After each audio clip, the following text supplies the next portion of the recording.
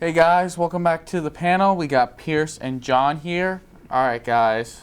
I know it's hard, but we got to talk about this FIU game. We have to? Yeah. So, what are your thoughts Okay. on the game? I have a lot to say about this. That was one of the worst games I've seen from FIU in a very long time. FIU, I don't think, is a very good team to start with. You give them the game in the second half. You don't score a point after a 2.5-hour lightning delay. Of course, it was 2.5 hours, but you can get a field goal. I don't think that's too much to ask. Quez throws an interception in the end zone. Jay fumbles twice. This team just can't hold on to the ball. I'm sorry. If you just bench Jay the rest of the season, don't give him another carry. Make a little controversy for Quez to light a fire under him just to get his head straight. It's going to be a long road the rest of the year. I don't think this season is recoverable at this point. Yeah, it was pretty bad. I think we had 2 turnovers inside our own red zone. We were One in the end zone. marching down the field, and it just turnovers are killing us right now. Main reason I believe why we lost to FIU is just turnovers and just silly plays. You look at this team, 4 turnovers total in that game. And, like Pierce said, we didn't score a point in a single second half. They outscored us 24 unanswered points. But do you guys think we can become bowl eligible, or do you guys think we are not going to win 4 of the next 6 games? Or if we want to make it a bowl game, realistically, we should go 7-5, which means 5 of our last 6 games. So we have to go 5-1. What are you guys' thoughts? Not a chance. I think we win maybe one more game the rest of the year. We are going 3-9. This team is beyond repair. It's done. Stick a fork in the season. On to basketball season. Of course, I'm not going to be pessimistic or anything. I think we do have a chance to win a couple more games. Make a bowl game, a good bowl game, anyways. Very unlikely, but we definitely do have a chance for a bowl game. I think maybe we'll pull off 4 more games. Wow. All right. Yeah, it's gonna be tough. I feel like we can win the 3 home games. So we just gotta win 1 more on the road, which I think we can do somewhere. But you guys think Quez is the answer at quarterback? No. I know you like Hankerson. Should we put in Hankerson, or maybe give Driscoll a chance? No. Leave Driscoll's red shirt on him where it should be. Give him a year to learn this offense. Honestly, Quez just seems like he can't hold on to the ball. He's been fumbling the last 2 or 3 games. Honestly, just give Greg a chance against equal competition. I know you're going to say he kind of cost his game against Rice, but he didn't know he was going to start till that Friday. Because even though Quez wasn't practicing, it was still thought he was going to start. But, come on, you're starting against Alabama. Does that give him any chance of playing well? When you're just going dink and dunk against Alabama, and then playing only the second half against Nebraska, he hasn't had a fair chance, so why not? Just give him a chance. Yeah, I think maybe Hankerson can get a chance. Of course, I'm waiting to see us really against Marshall coming up. Mm-hmm. I want to see who, when it comes to that date, who he's going to put in, especially if Quez is not playing well. All right. Switching gears, we got a great weekend for sports. You got college football. All 4, I believe, out of the top 6 teams lost. MLB playoffs, you got the Royals and Orioles making it to ALCS. First time in a while.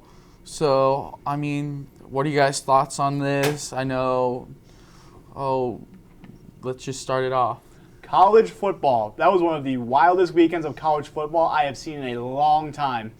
When you have 2 through 8 minus Auburn losing. Oregon loses their game.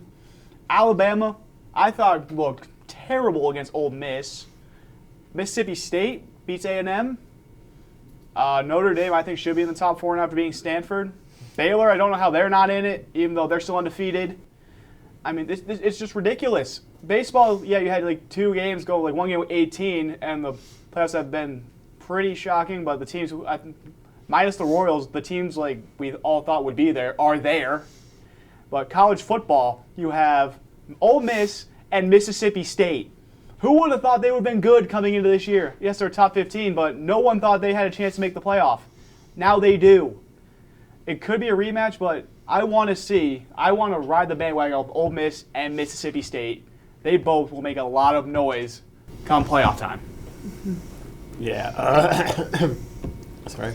I definitely think what's happening in college football right now is probably the best we've seen in a couple years.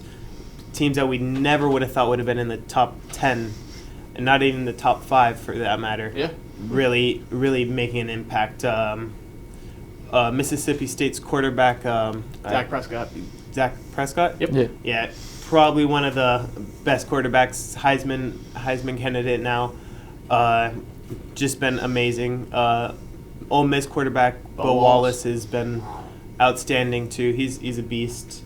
It's definitely going to come down to that Mississippi State-Mississippi game. And remember, both of them do play Auburn. Yep. They both play Auburn. Both play Auburn. I believe Mississippi plays Texas A&M this week, so it's really no days, no weekends off for these two teams. Let's see how real And they Alabama are. lurking there. Yeah, you still got Alabama. Can't forget about Auburn. Can't forget about Georgia. Really Yep. can't forget about any team in the SEC. They have the Heisman winner Todd Gurley. He's Yeah. been amazing. And then going to baseball, I'm going to disagree with you on the surprising. I don't think anyone thought that the Royals, first of all, I said minus the Royals, though. would beat Oakland and then just sweep the best team in baseball, make it look easy playing their Yeah, small true. ball. And same thing with the Orioles, and they just look like monsters out there against Detroit. Made that pitching staff look like nothing. And then the NL, of course, we all expect St. Louis. But the Giants, they have been a surprise. They beat the Dodgers, which is no, St. Louis beat the Dodgers. Yes. Yeah, I'm sorry. Yes. They came out. Maybe the Nationals. Yeah, and they beat the Nationals, who had one of the best, about, I think they had 90 plus wins, and they made it look easy too. It's going to be a good playoff series. But also in the NL, it's been these two teams the last 5 years. They've just been alternating blows in the World Series. So it's just going to be the same National League. I am hoping the American League wins. I want to see Baltimore because something different. They have been in the bottom tier of baseball for such a long time. Those fans just deserve it. So does Kansas City, though. Well, But they have Baltimore. Kansas City is the least hated team in all the playoffs, and Baltimore is the third least hated team in the. So it's really going. It's like the American League. It's two teams that really everyone's rooting for, against two NL teams that have been there for ages. It seems like. Yeah, I mean, definitely college football was pretty crazy, but I mean, this MLB postseason, I mean, you see Detroit, they got the three last AL Cy Young winners on their staff with Verlander, Scherzer, and David Price there, and I mean, the Royals just hit everything that they were pitching. I mean, Orioles, my bad.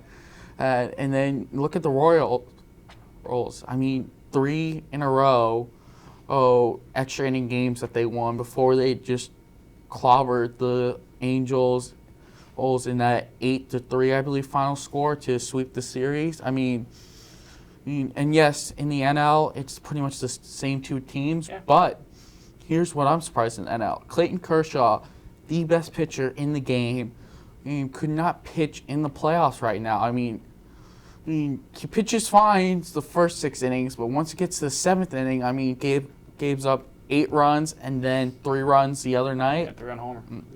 It's just crazy. I mean, so I just feel like because it's the postseason right now, the MLB is just that much more exciting than college football, because college football, it's still the regular season, and I know people say college football's regular season is like a postseason atmosphere because every loss essentially you're done. But I mean, this postseason, we've seen so many amazing things happen. 18 innings game. The Royals, who were basically done in the wild card, are in the ALCS first time since 1985, and you have the Orioles first time in the ALCS since 1997. It's just amazing to see these teams that you wouldn't expect to be in here right now in the postseason. So I'm very excited about the postseason. Yeah, going back to Kershaw, he just doesn't seem like the pitcher he was in the regular season. He didn't seem as dominant. Yeah, at first in yesterday's game he was looking lights good. out those first couple innings, and then